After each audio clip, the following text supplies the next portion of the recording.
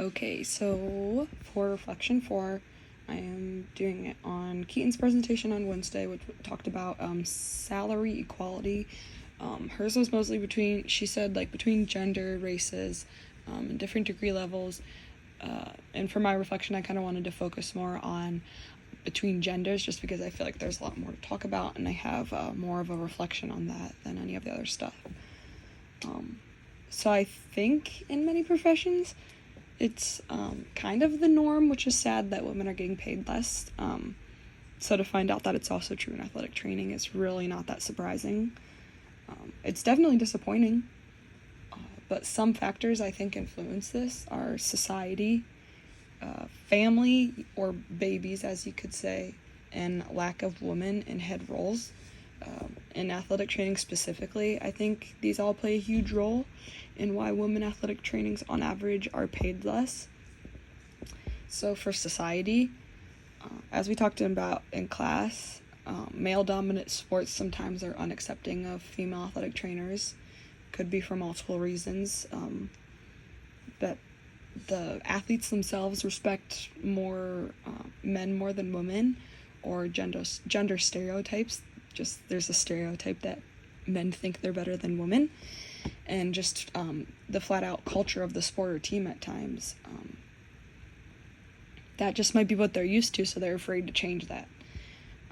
And then how we also brought up, like, who's in charge, so how we talked about, like, in the NFL, like, who's the owner of those NFL teams?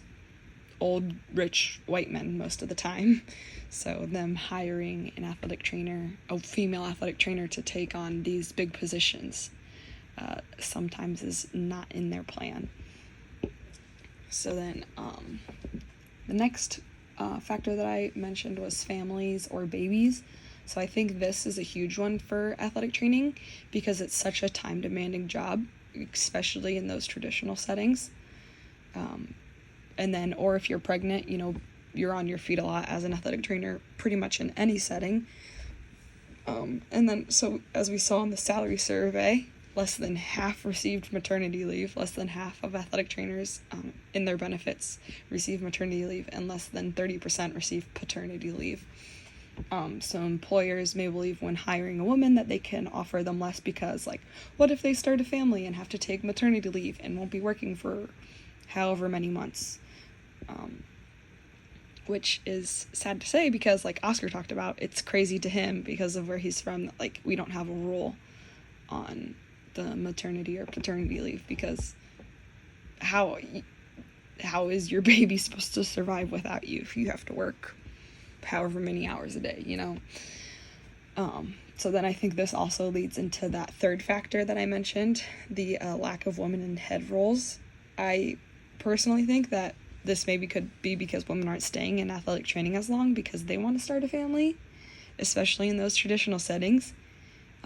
So then they don't have enough time to build up to that head position, where you have to, it takes quite a while and quite some experience to build up to a head position. And I'm not sure that women are staying in the traditional setting, especially because of the whole, like, family thing and time consuming, and because we're not getting paid a lot. But I think this also has to do with society in a way as well, because, again, who's in charge? Could that be the reason there's only ever been a male as the head athletic trainer in that place? Who's the athletic director at a school? Who's the owner of the football team in the NFL? Who's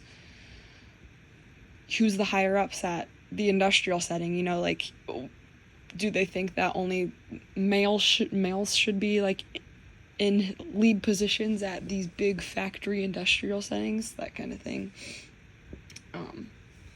So then, kind of on to my last point, I wanted to talk about, like, do I think this will get fixed?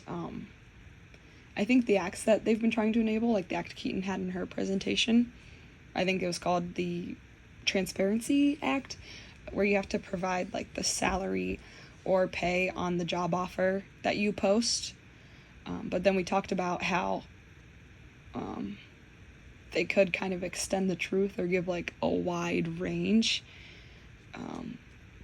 But I think it could be beneficial if employers are truthful about it and actually give, like, a reasonable number or smaller range to what you could get.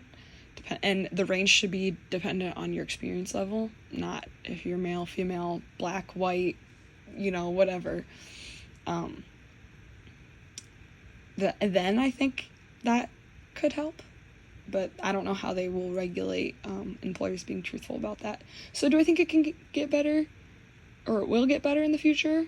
I think it definitely will get better, or I'm hopeful that it will. But I guess we'll just have to wait and see.